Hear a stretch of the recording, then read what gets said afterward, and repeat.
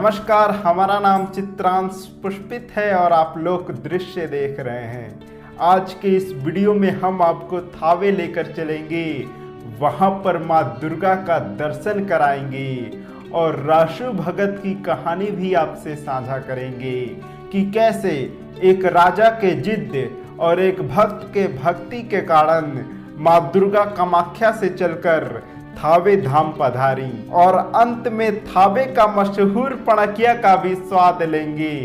तो आइए आज के इस सफर को आरंभ करते हैं। यह गोपालगंज बस स्टैंड है। यहाँ से लगभग 6 किलोमीटर दूर है थावे दुर्गा मंदिर। अभी तक भोर नहीं हुआ है। कुछ दूर सफर करने के बाद हम माँ थावे वाली के इस पावन धरती पर पहुँच गए और थावे मंदिर की ओर बढ़ने लगे। थोड़ी ही दूर चलते ही हमको अपनी दुकान सजाए और माता रानी के भक्तों की प्रतीक्षा करते हुए एक अंकल दिखे। हमने इनसे माता रानी को भोग लगाने के लिए प्रसाद खरीदा और मंदिर की ओर बढ़ने लगे।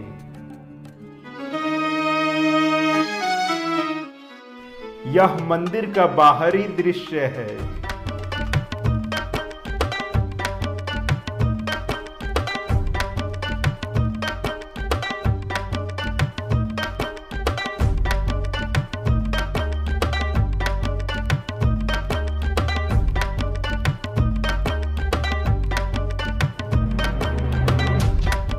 यह मंदिर में प्रवेश करने का मुख्य द्वार है।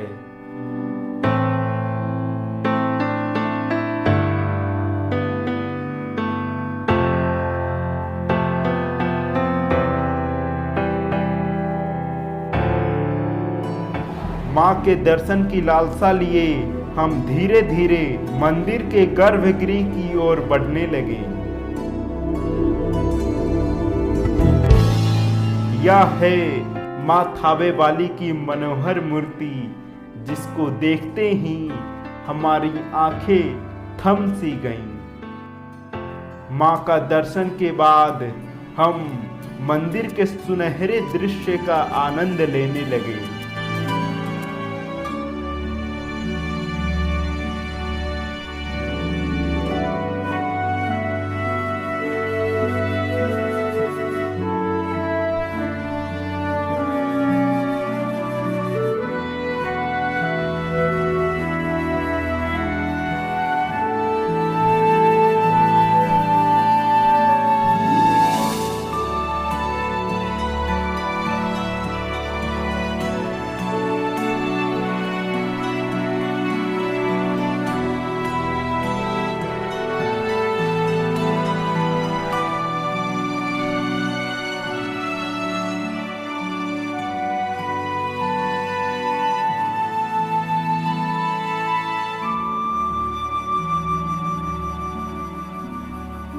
थोड़ी ही देर बाद सूर्योदय हो गया।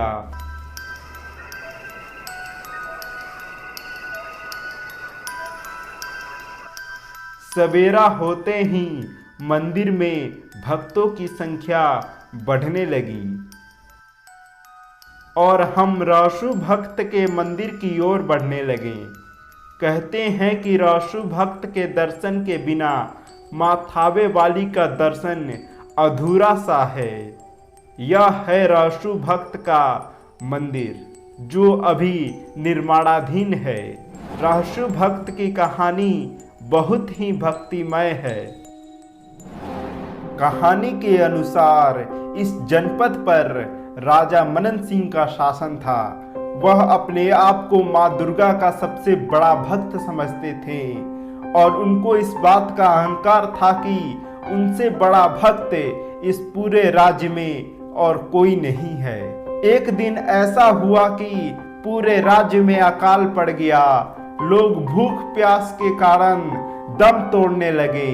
उसी दौरान थावे में माँ दुर्गा के एक भक्त रहते थे, जिनका नाम राशु था। कहानी की माने तो राशु भक्त पर माँ दुर्गा का आशीर्वाद था। वह घास काटते और 7 बाघों को सर्प से नथ कर दौरी करते थे।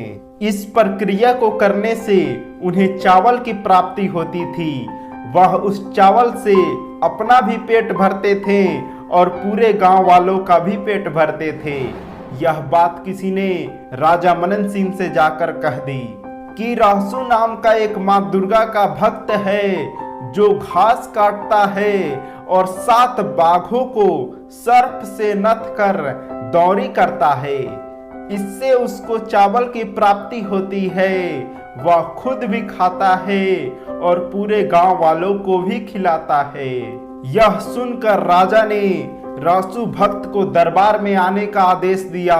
रासू भक्त दरबार में आए और उन्होंने बताया कि हम यह सब माँ दुर्गा की कृपा से करते हैं। राजा मनन सिंह रासू भक्त के इस बात को नहीं माने और वह उन्हें पाखंडी और ढोंगी कहने लगे। राजा मनन सिंह ने कहा कि तुम सच्चे माँ दुर्गा के भक्त हो तो अभी इसी वक्त माँ दुर्गा को यहाँ बुलाकर दिखाओ। रासू भक्त ने कहा कि अगर माँ दुर्गा यहाँ आ गई तो आपका पूरा राज्य नष्ट हो जाएगा और आप खुद भी नष्ट हो जाएंगे। राजा मनन सिंह ने कहा चाहे जो हो जाए, हम आज माँ दुर्गा का दर्शन करेंगे तो करेंगे। अगर सच में माँ दुर्गा का तुमको आशीर्वाद प्राप्त है तो अभी इसी वक्त माँ दुर्गा को यहाँ पर बुलाओ। रासू भक्त ने कहा ठीक है, बुलाते हैं। रासू भक्त माँ दुर्गा का ध्यान करने लगे। माँ दुर्गा अपने भक्त के आवाहन को सुनकर असम के कामाख्या मंदिर से अपनी यात्रा शुरू की। रासू भक्त बार बार राजा मनन सिंह को ये बात समझा रहे थे कि आप अपना जिद छोड़ दीजिए, अगर माँ यहाँ आ गई तो बहुत बुरा होगा। लेकिन राजा मनन सिंह अपनी जिद पर अड़े रहे। इसी बीच माँ दुर्गा विंध्याचल तक पहुंच गई, जहां पर माँ विंध्यवासिनी के नाम से प्रसिद्ध हैं। उसके बाद माँ कलकत्ता के काली घाट पहुंची, जहां पर माँ को कालिका देवी कहा गया। फिर माँ पटना में पहुंची, जहां पर माँ को पाटन देवी कहा गया। फिर माँ छपरा के निकट आमी नामक स्थान पर पहुंची, जहां पर माँ को अंबिका देवी कहा गया। फिर माँ गोपालगंज के घोड़ा घाट पहुंची, जहां पर माँ को घोड़ देवी के नाम से पूजा जाने लगा। अब रासू भक्त ने राजा मनन सिंह को अंतिम चेतावनी दिया कि महाराज अभी भी आप अपने जिद को छोड़ दें। माँ गोपालगंज के घोड़ा घाट तक पहुंच गई हैं। अगर वह यहाँ आ गई तो आपके साथ साथ आपका पूरा राज्य भी नष्ट हो जाएगा। लेकिन राजा मनन सिंह नहीं माने। जब माँ थावे पहुंची तो मौसम में परिवर्तन होने लगा। तेज हवा के कारण लोगों के घर और राजा के महल भी गिरने लगे। सब कुछ तहस नहस हो गया। कुछ समय बाद माता ने अपना दाहिना हाथ जिसमें उन्होंने कंगन पहना था वह रासू भगत के सिर को फाड़कर उन्होंने बाहर निकाला। माँ दुर्गा के उस हाथ को देखते ही राजा मनन सिंह की मृत्यु हो गई। पूरा राज्य भी नष्ट हो गया। रासू भक्त का शरीर भी पत्थर का हो गया और माँ दुर्गा भी पत्थर की मूर्ति में परिवर्तित हो गई। रासू भक्त के दर्शन के बाद हम मनोकामना कुआं तक पहुंचे। लोगों का मानना है कि यहाँ पर सभी की मनोकामनाएं पूरी होती हैं। इस कुएं के निकट ही जंगली बाबा की समाधि है। यहाँ पर यह बाबा तपस्या करते थे। अब हमारी दिलचस्पी थावे का मशहूर पणकिया में थी। हम बाजार में घूमते घूमते पणकिया खाने चल पड़े।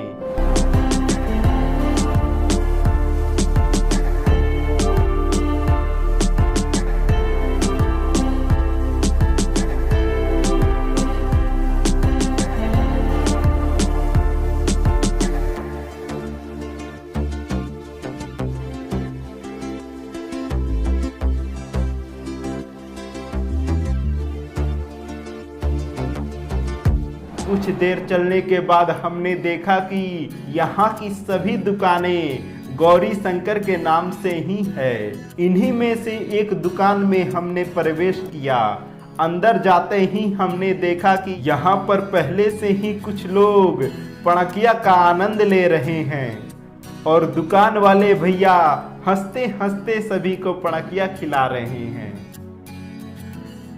हम पहले पणकिया बनते हुए देखने लगे।